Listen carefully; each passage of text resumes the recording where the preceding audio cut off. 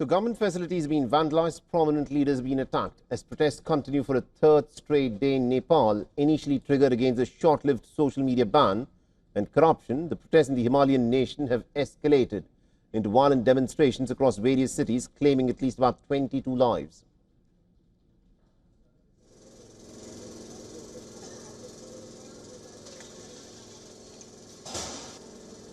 Several government buildings, including the main administrative building of the Nepalese government in Kathmandu, have been set ablaze.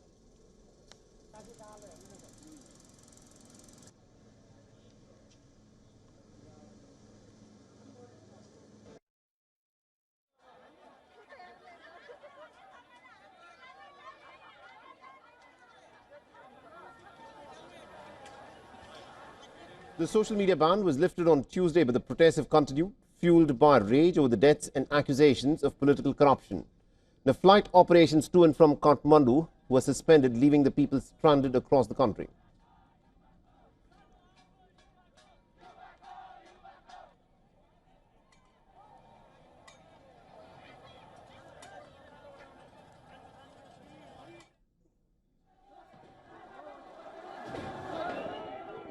The furious protesters also set fire to the Parliament building in Kathmandu as well, forcing Prime Minister KP Sharma Oli to resign.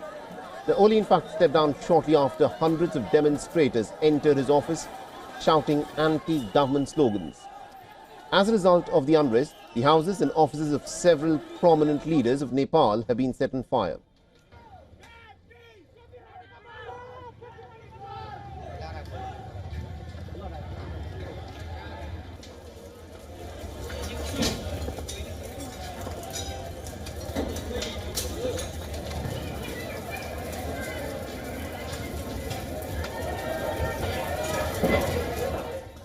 And hours before KP Sharma Oli's resignation, the protesters torched the Nepalese leader's private house in Balkot and then attacked properties of President Ramchandra Paul.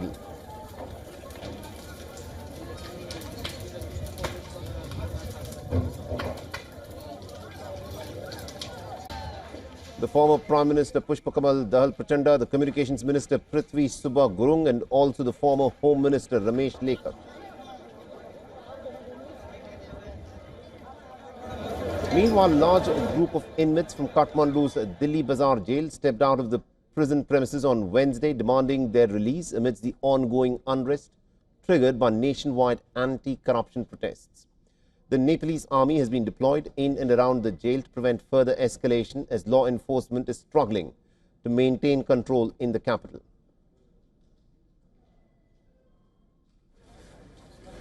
The country's army has taken charge of ensuring calm in Nepal till a new government is in place.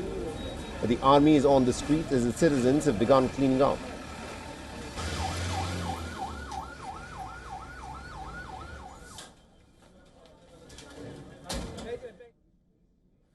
And on your screens are the images from the Transport Management Office building in Kathmandu. The youth is leading the way to clean the streets and buildings following the violent protests. Now, the army has expressed appreciation for the public's cooperation in helping maintain order, while also offering condolences for the loss of life and property in the violent protests.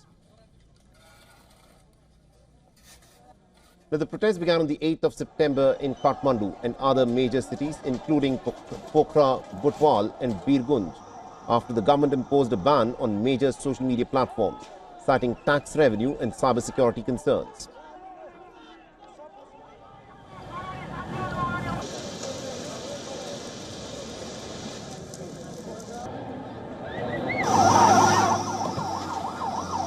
The protesters demanded for an end to the institutionalized corruption and favoritism in governance.